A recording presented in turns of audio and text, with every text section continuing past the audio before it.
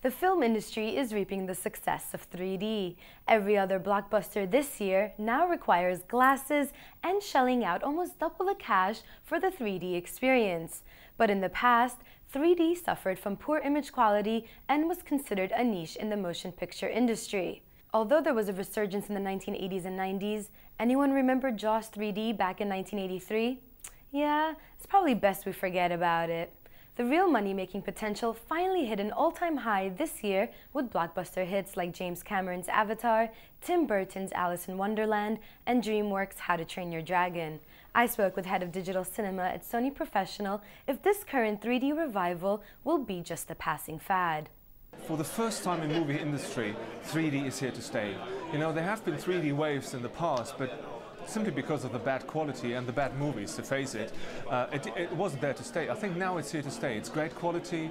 The biggest movie makers, filmmakers on earth are embracing 3D. So I think it will no longer be a niche business. It will be mainstream. But as 3D gains more ground, it won't be limited to movie theaters or big screens for that matter. Jon Landau, producer of Avatar, the highest-grossing film of all time, tells us where we can expect to see 3D pop up very soon.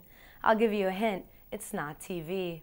I think you might see 3D films on a mobile screen even before you see it on television screens.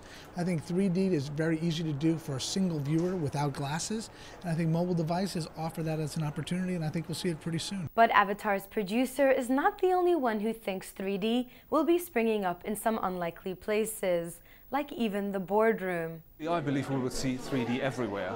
I think you would see that on the mobile phone, you would see that obviously at home, you would see that on your PC, and a lot of that stuff we actually do in business, like the usual PowerPoint presentation everyone does. I mean, it's already software out that you can actually do that in 3D, so I think we will see a lot of 3D in the future. But one of the many complaints with 3D is the awkwardness of wearing these ridiculous glasses, especially if you're sat around in your home watching TV. People ask if wearing 3D glasses at home is awkward. I say it's not. I say if you have a pool party at your house, people are wearing glasses out there.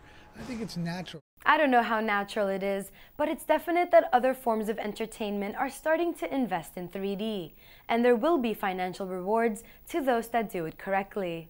Looks fairly certain that this time around, 3D is here to stay. I mean, I think at the moment really there's a 3D hype, and that's probably why all of the blockbusters that haven't even been shot in 3D are even redone in 3D at the moment. I can't imagine that any new Pixar release or DreamWorks animation release in the future to be 2D, because that is just the perfect way of storytelling. But on the other hand side, if you imagine a Woody Allen film, does it necessarily need to be in 3D? I don't think so.